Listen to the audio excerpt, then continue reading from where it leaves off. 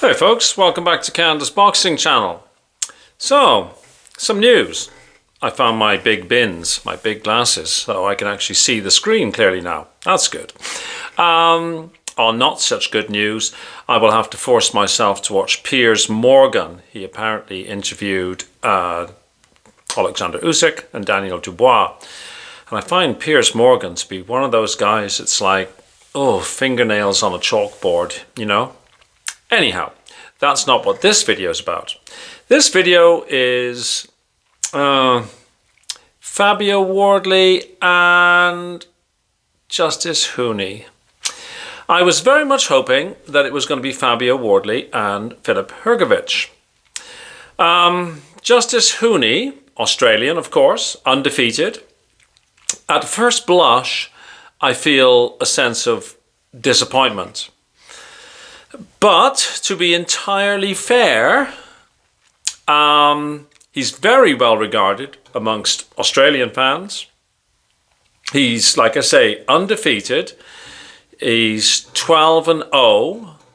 He's younger than Fabio. He's 26, an inch shorter. He's, according to BoxRec, he's 6'4" and Fabio's 6'5". And his last three fights, he's weighed 241, 241, 247.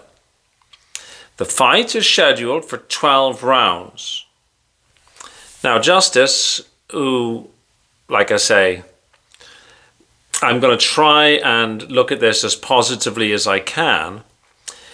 He's fought once in 2025. He fought 3 times in 2024. His best win is over Kevin Lerena. Now, I know Kevin Lerena is sort of a lighter fellow, but remember, Kevin Lerena gave Daniel Dubois all he could handle, knocked him down 3 times.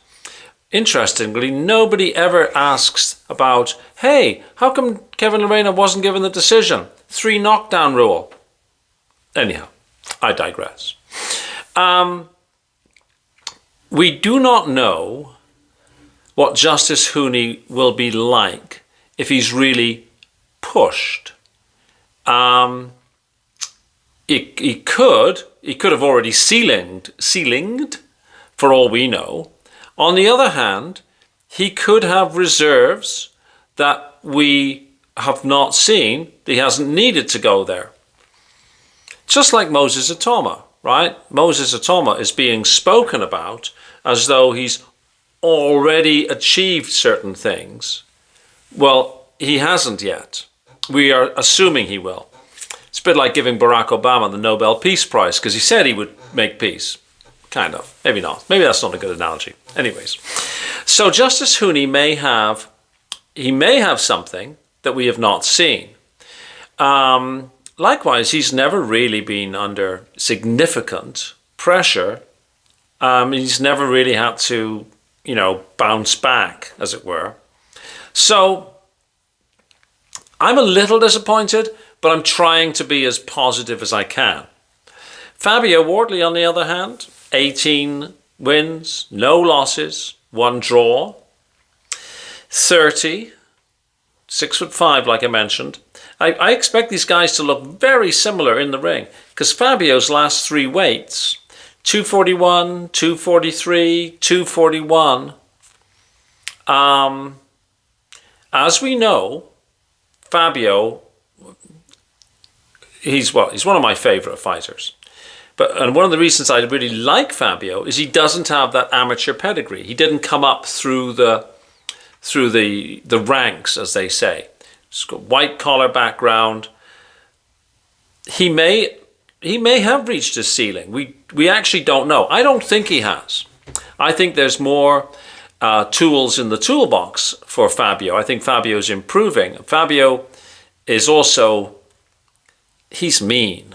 Like he has a streak in him. And he also has a switch. When Fabio's hurt, that's sort of like, oh, you've now really prodded the bear. And so instead of him folding, we know that Fabio will dig down and just go for it, right?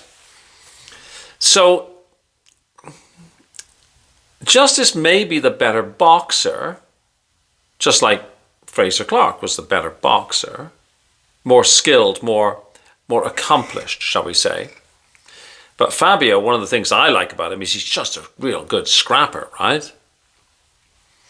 So I don't know. It's a little early, maybe to, you know, I just found out I was watching G-Man Boxing.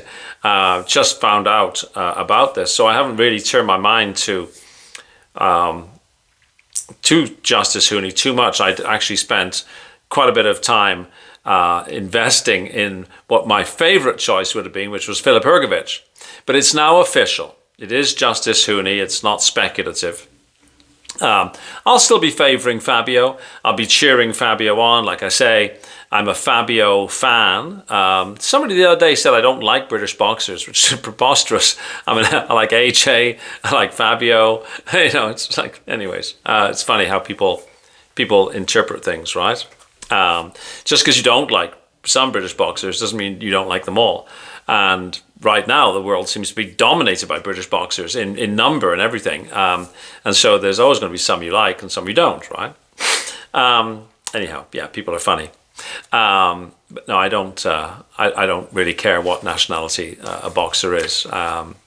You know, even those who box under the Canadian flag, I'm not really that fussed one way or the other. I take them all as I find them. I will still be supporting Fabio, and my initial thinking is that Fabio should be able to prevail, but it could be a decent test. Not such a hard test in my mind as Filip Hrgović would have been, because Justis Huni, I'm thinking, is still, you know, like prospect type level, whereas Filip Hrgović sort of fringe world class kind of level. Anyways, it'll be interesting. I'm pleased that they've now got somebody.